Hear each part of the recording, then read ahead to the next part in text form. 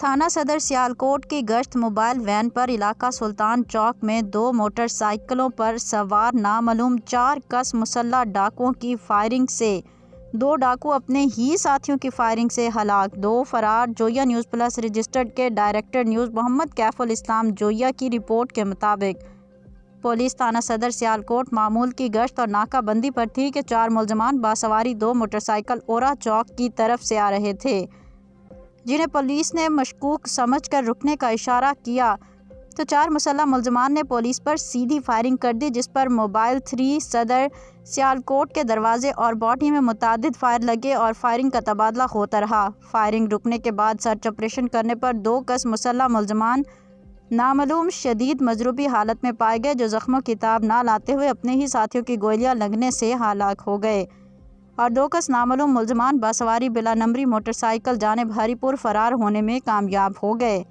ہلاک شدہ ملزمان کے قبضے سے چھینا گیا موٹر سائیکل ہونڈا CD 70، دیگر مال مسروقہ اور اسلحہ ناجائز برآمد ہوا۔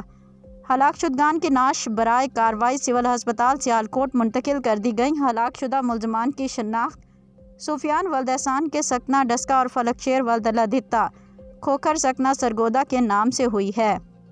ملزم سابقہ ریکارڈ یافتہ اور پولیس کو قتل، اقدام قتل اور رابری سمیت سنگین مقدمات میں مطلوب تھے۔ مقامی پولیس SHO صدر سیالکوٹ کی مدیت میں مقدمہ درج کر کے مصروف تفتیش ہے۔ مفرور ملزمان کی تلاش اور گرفتاری کے لیے ٹیم تشکیل دے دی گئی ہے۔